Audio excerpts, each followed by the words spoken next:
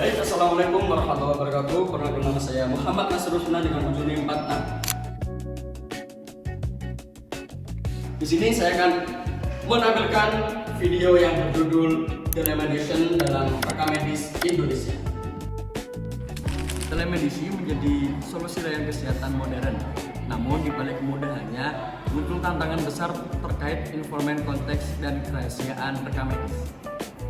Perkembangan teknologi informasi membuat layanan kesehatan ikut berubah, salah satunya melalui telemedicine atau layanan konsultasi kesehatan jarak jauh. Contohnya seperti pandemi COVID-19 mempercepat penggunaan telemedicine di Indonesia. Namun muncul persoalan baru, terutama terkait penyimpanan informan konteks dan keamanan rekam medis. Dampak bagi pasien, fasilitas pelayanan kesehatan menghadapi risiko kebocoran data dan serangan primer. Data pasien yang tersimpan secara digital berpotensi di-restart apabila sistem keamanan belum optimal. Dampak bagi SDM kesehatan, dokter mengalami keterbatasan dalam pemeriksaan fisik pasien. Dalam telemedicine, pemeriksaan seperti palpasi, perkusi, dan auskultasi tidak dapat dilakukan secara langsung. Hal ini meningkatkan risiko kesalahan diagnosis dan pengobatannya. Dampak bagi masyarakat, masyarakat dapat mengalami kerugian apabila data medis bocor atau disalahgunakan. Selain itu, pasien juga berisiko mengalami informasi medis yang diberikan secara online. Analis masalahnya, masalah utama dalam telemedicine adalah keterbatasan komunikasi dan pemeriksaan secara langsung antara dokter dan pasien.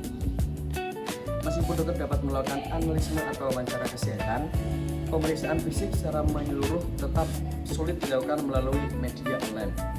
Selain itu, sistem keamanan data di Indonesia masih belum sepenuhnya siap menghadapi ancaman kesehatan siber. Data rekam medis pasien yang bersifat rahasia memiliki risiko diretas atau disebarluaskan apabila tidak dilindungi dengan sistem keamanan yang kuat. Permasalahan lainnya adalah regulasi telemedicine yang masih perlu dikembangkan agar mampu mengikuti perkembangan teknologi kesehatan digital. Yang berkaitan dengan undang-undang, pelaksanaan telemedicine di Indonesia telah diatur dalam beberapa regulasi. Undang-Undang Nomor 29 Tahun 2004 tentang praktik kedokteran menjelaskan bahwa pelayanan medis harus dilakukan sesuai standar profesi dan berdasarkan persetujuan pasien. Permenkes Nomor 290 Tahun 2008 mengatur tentang persetujuan tindakan medis atau informan konteks. Selain itu, Permenkes Nomor 20 Tahun 2016 mengatur penyelenggaraan telemedicine antar Fasyankes setelah pelayanan kesehatan. Aturan tersebut bertujuan untuk melindungi hak pasien, menjaga keamanan data rekam medis, serta memberikan kepastian hukum bagi tenaga kesehatan. Rekomendasi untuk meningkatkan kualitas telemedicine di Indonesia. Diperlukan beberapa langkah perbaikan. Fasilitas kesehatan harus meningkatkan sistem keamanan data dan menggunakan teknologi enkripsi untuk melindungi rekam medis pasien. Tenaga kesehatan juga perlu mendapatkan pelatihan terkait pelayanan telemedicine dan etika digital. Selain itu, informan kostum digital harus dibuat lebih jelas agar pasien benar-benar memahami tindakan medis yang diberikan. Pemerintah juga perlu memperkuat regulasi terkait telemedicine agar pelayanan kesehatan digital menjadi lebih aman, tertera, dan terpercaya. Kesimpulannya, telemedicine menjadi inovasi penting dalam pelayanan kesehatan karena memberikan kemudahan akses bagi masyarakat.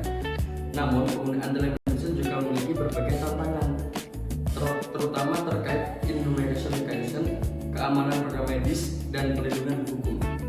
Karena itu, kerjasama antara pemerintah, fasilitas kesehatan, tenaga medis, dan masyarakat sangat diperlukan agar pelayanan telemedicine dapat berjalan dengan aman, efektif, dan sesuai standar hukum yang berlaku.